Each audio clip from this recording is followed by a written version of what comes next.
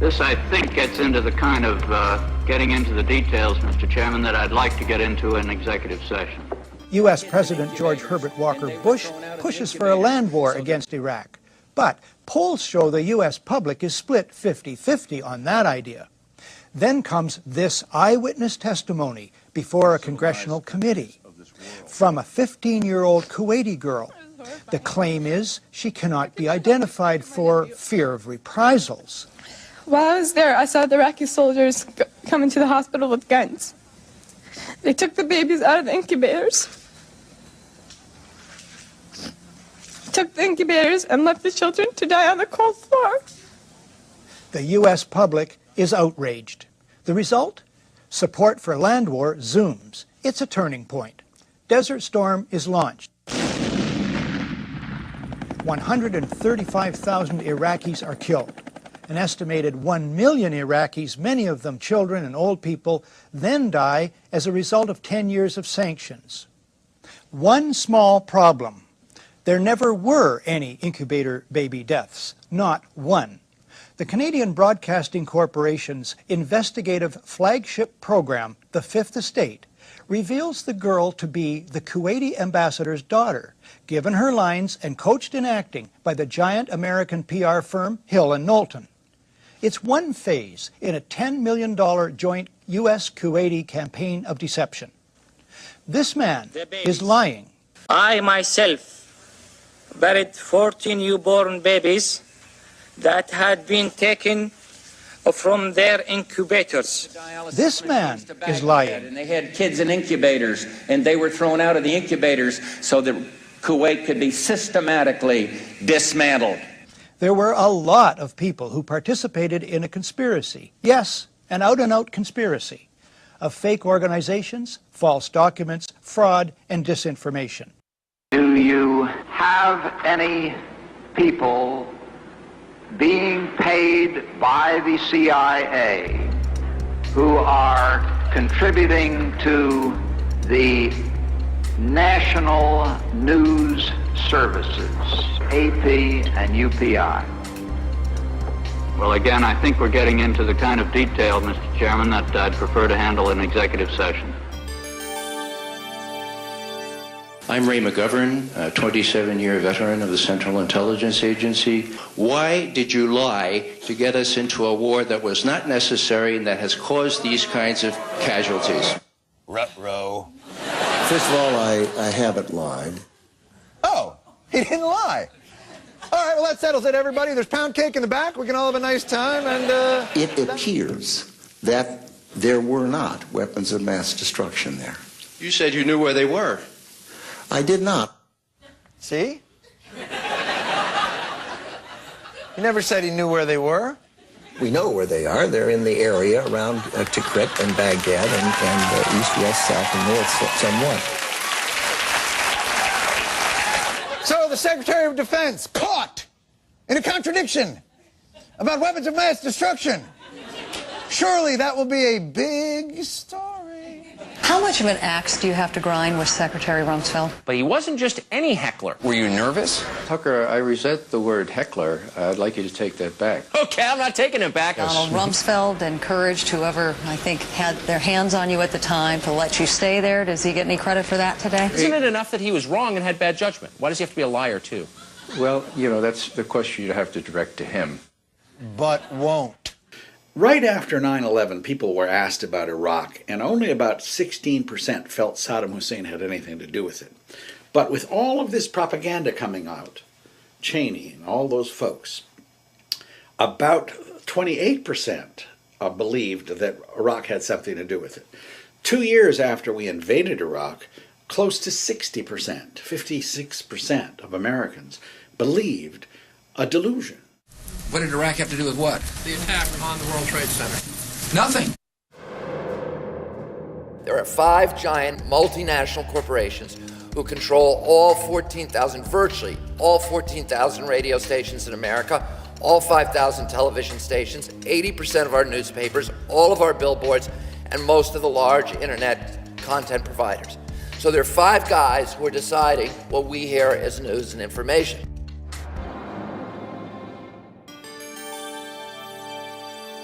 Iraq's continued defiance of the community of nations presents a challenge which must be addressed. Presents a challenge which must be addressed. It is inherently dangerous to allow a country such as Iraq to retain weapons of mass destruction, particularly in the light of its past aggressive behavior. If the world community fails to disarm Iraq, we fear that other rogue states will be encouraged to believe that they too can have these weapons. Whitney Houston died in a swimming pool. She had more than twice as much coverage on primetime TV than 250,000 people who died in Haiti. Lance Armstrong was involved in a doping scandal. Oh, my God. Almost 3 times more attention than we gave to the death of 250,000 people in Haiti. So 3 years after the Haiti quake, there are 378,000 Haitians who are still living in tents. Our Wolf Blitzer is not covering that story, okay? He's busy trying to entertain us.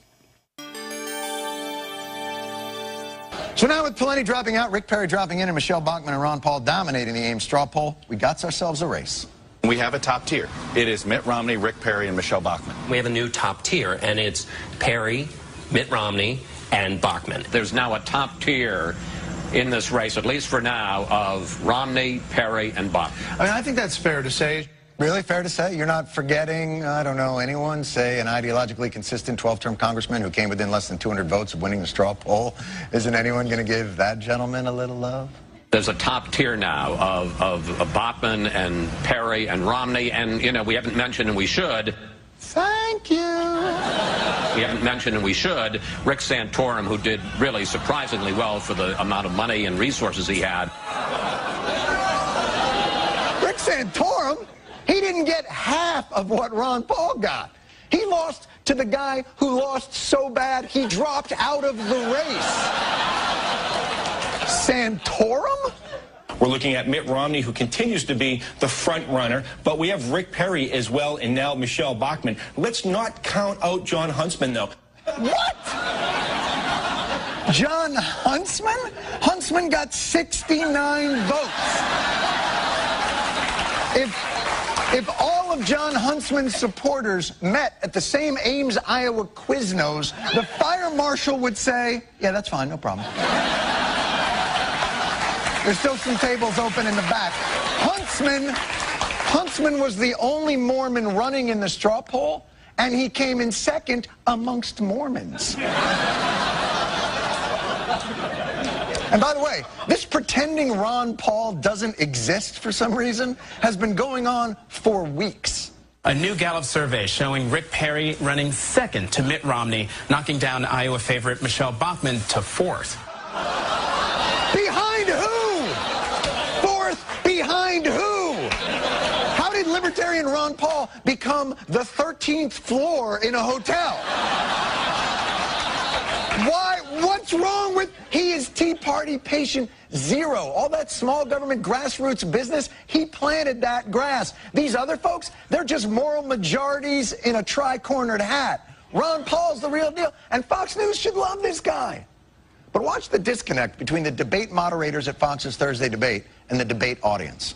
Iran does not have an air force that can come here, just like we did in Iraq. Build up the war propaganda. There was no Al-Qaeda in Iraq, and they had nuclear weapons, and we had to go in. I'm sure you supported that war as well. Yeah. Okay. It's time we quit this. It's time. It's trillions of dollars we're spending on these wars.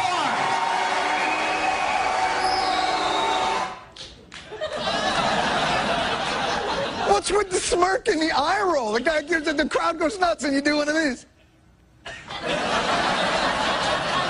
There goes crazy Uncle Ron, babbling about the unsustainability of multiple wars.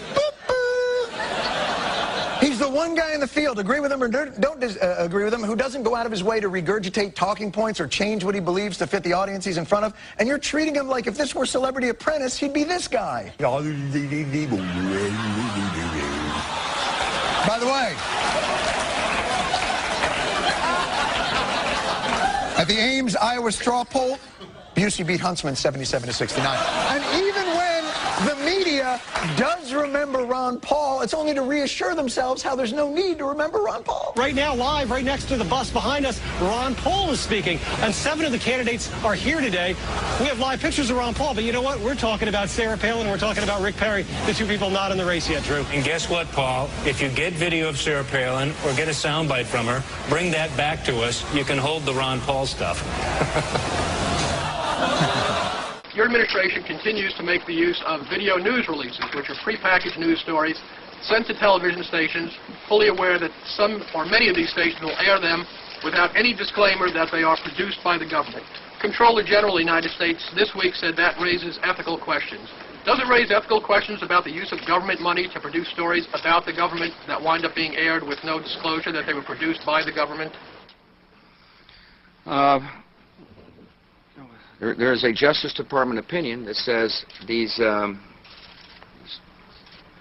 pieces are within the law so long as they're based upon facts, not advocacy. Jane, what more can you tell us about the Salomon Brothers building and its collapse?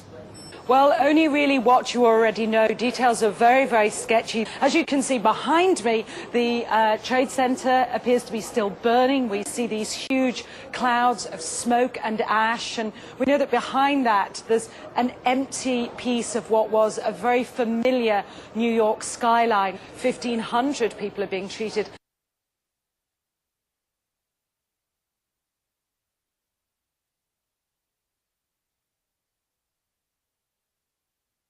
The collapse of World Trade Center 7 on 9/11 was a rare event. Our study has identified thermal expansion as a new phenomenon that can cause the collapse of a structure.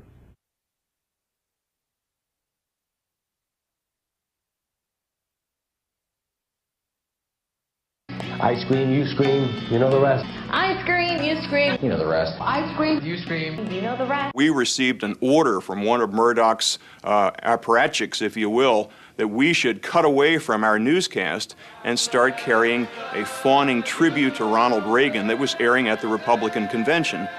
We were stunned because up until that point we were allowed to do legitimate news, and suddenly we were ordered from the top to carry propaganda, carry Republican right-wing propaganda. The U.S. State Department calls him one of the most significant financial sponsors of Islamic extremism in the world.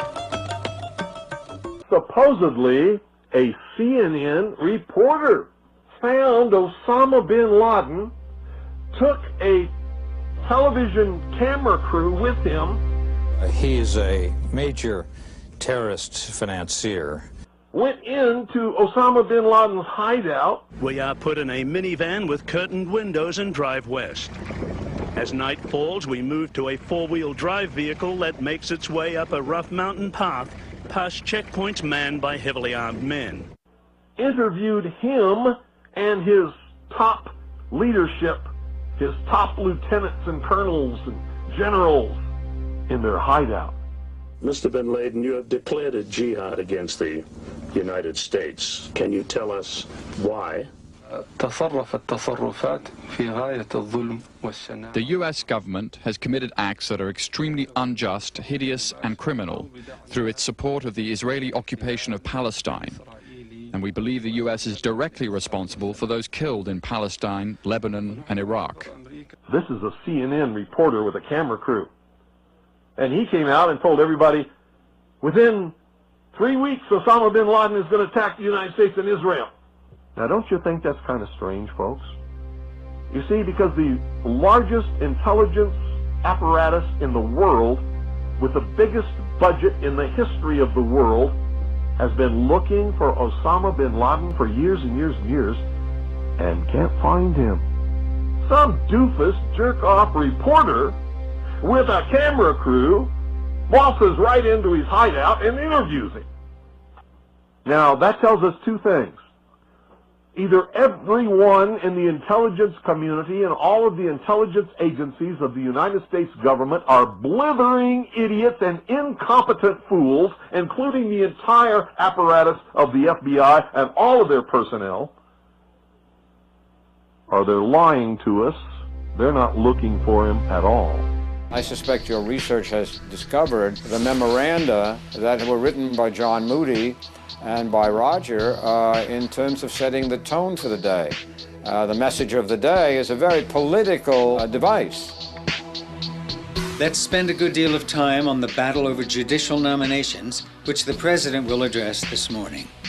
Nominees who both sides admit are qualified are being held up because of their possible, not demonstrated, views on one issue, abortion.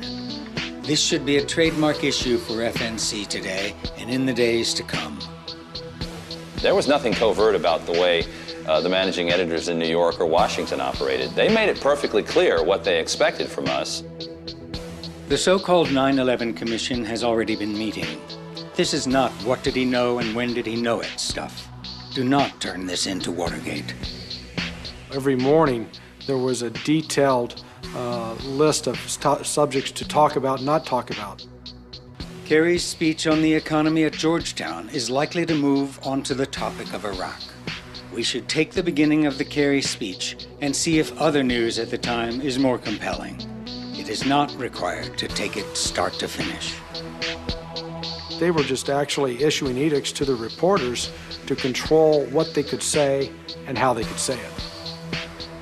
Let's refer to the U.S. Marines we see in the foreground as sharpshooters, not snipers, which carries a negative connotation. When headquarters sent a memo every morning and said, we want to touch on the following issues, we want to cover the following stories, we want to do them in this particular way, our job and our objective then was to execute the plan. The pictures from Abu Ghraib prison are disturbing. Today we have a picture, aired on Al Arabiya, of an American hostage being held with a scarf over his eyes, clearly against his will. Who's outraged on his behalf? So here's just a segment of stuff that will never appear on American television.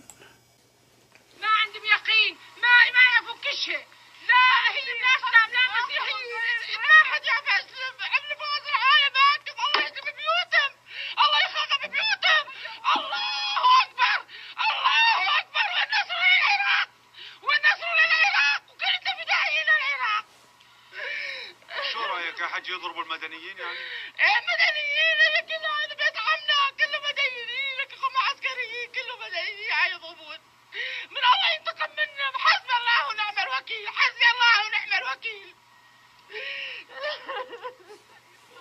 5 جنازات من جنازات فقط بيت يا الله يا الله يا الله يا الله